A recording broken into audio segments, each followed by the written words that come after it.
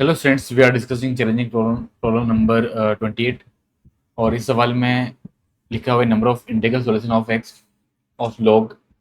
तो logarithmic inequality दिया हुआ है, इसको हमको सिंप्लीफाई करना है। ठीक है, तो पहले एक्स का रेंज निकालते हैं, फिर देखते हैं उसमें कितने इंटीजर्स आएंगे। तो पहले तो बेस और आर्गुमेंट को डिफाइन कर लो, या फिर ऐसा करते हैं कि बेस को तो चलो हम उसको 0 से 1 और 1 से इन्फिनिटी लेंगे ही सही। आर्गुमेंट जो है, यानी कि जो डोमेन यहाँ पे मिलने वाला है हमको, उसको देखो ध्यान से। इसमें लिखा हुआ है कि मतलब ये हमको पता है कि जो भी नंबर है ये, ठीक है, ये जीरो नहीं होना चाहिए। ठीक है, पॉजिटिव हो जाएगा क्योंकि ये क्योंकि स्क्वायर है यहाँ पर, तो पॉजिटिव हो जाएगा, उसका उसका हमको लोड नहीं है। तो जीरो नहीं होना चाहिए, यानी कि यहाँ से एक्स नॉट इक्वल टू 7 आ जाएगा। और ऑल्सो इसको डिफाइन होने के लिए एक्स 3/2 भी नहीं होना चाहिए डिनोमिनेटर में, क्योंकि डिफाइन होना पड़ेगा इसको। ठीक है, तो अभी तो जो डोमेन हमने इसका फाइंड किया यहाँ तक कि आर एक्सेप्ट 7 एंड 3/2।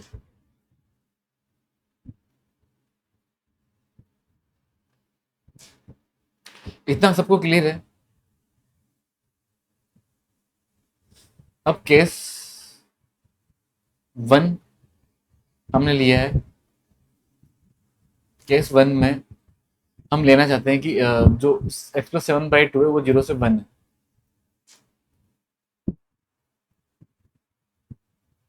-7/2 कर लेंगे।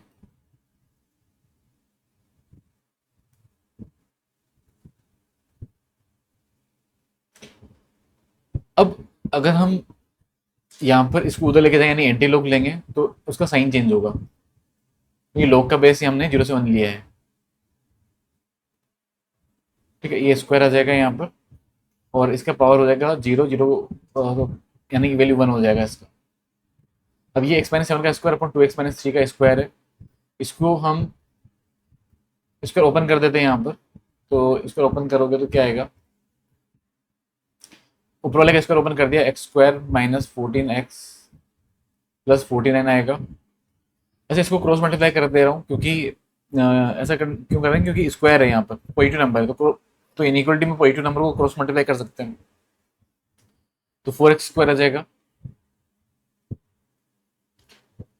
4x x², या फिर एक काम करते हैं ना, एक मिनट रुको, क्रॉस मल्टीप्लाई मत करो। 1 को एलएचएस में ले लो। तो ये कितना बन रहा था, x² - 14x + 49। इसको एलएचएस में ले लेंगे, और फिर माइनस, यहाँ ऐसे कर लो, 4x² + 12x - 9 और 2x - 3 का स्क्वायर <0 तो माइनस का 3x² आ जाएगा ये।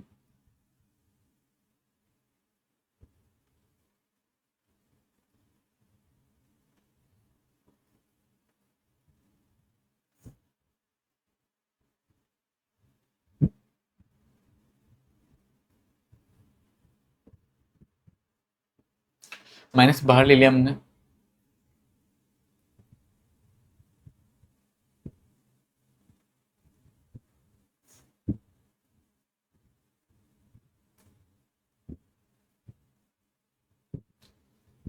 ठीक है, इतना हो गया। अब इसके फैक्टर्स करने पड़ेंगे अभी। तो इसके फैक्टर्स देखो क्या होगा, मल्टीप्लाई करने पर 120, माइनस करने पर 2, यानी कि 12x - 10x - 40 ऐसा आ जाएगा। 3x बाहर लिया है यहाँ पर, तो x + 4 आएगा। -10 बाहर लिया तो x + 4 आएगा। ये आ जाएगा 3x - 10 और x + 4 डिवाइड बाय आ जाएगा 2x - 3 का होल स्क्वायर >= 0। ठीक है, अब इसके लिए हम साइन स्कीम यूज करेंगे। 10/3, -4 सबसे छोटा नंबर है, फिर 3/2 है, और फिर 10/3 है।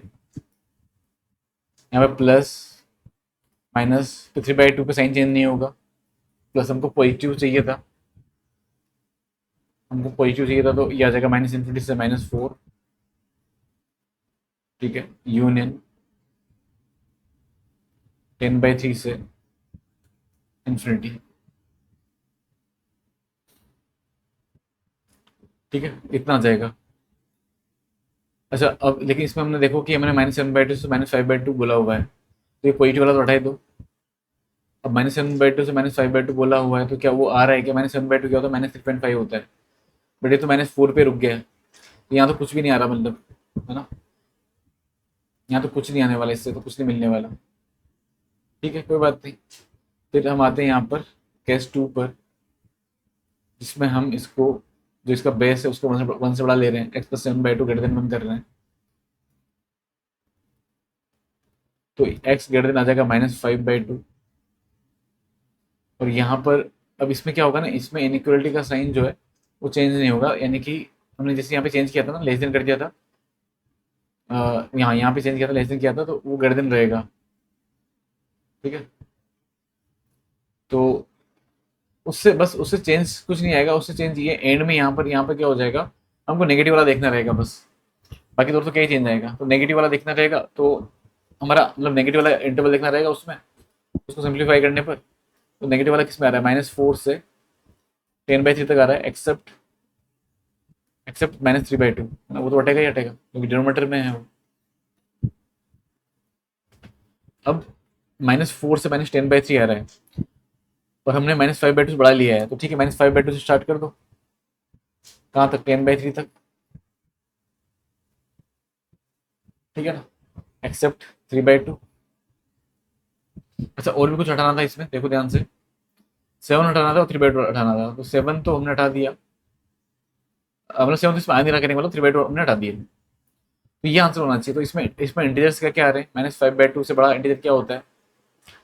-5/2 -2.5 होता है। -2.5 से बड़ा इंटीजर -2 आ जाएगा, -1 आ जाएगा, 0 आ जाएगा, 1 आ जाएगा, 2 आ जाएगा, 3 आ जाएगा, बस, है ना? ये इंटीजर आ जाएंगे, यानी कितने इंटीजर हो गए? 6 इंटीजर हो गए। 6 इंटीजर्स आर पॉसिबल, तो नंबर ऑफ इंटीग्रल सॉल्यूशन आ गए 6।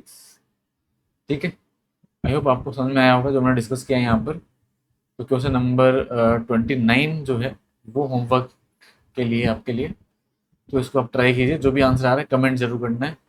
अच्छा, इसका आंसर हो सकता है कि कुछ वैल्यू है, मतलब वैल्यू का मतलब कि कुछ जरूरी नहीं कि इंटीजर आया, करने का मतलब है ना, इंटीजर आना कोई जरूरी नहीं है सवाल के लिए आंसर। ठीक है, तो मतलब ऐसा कुछ भी आ सकता है, इसका आंसर कुछ ln2 आ सकता है, या फिर e⁻² आ सकता है, ऐसा कुछ e के टर्म्स में, ln के टर्म्स में, ऐसे कुछ आंसर आ सकते हैं ना। ठीक है, तो जो भी आंसर आ रहा है आप कमेंट जरूर करना। फिर हम मिलते हैं नेक्स्ट लेक्चर में, अभी के लिए इतना ही बहुत है।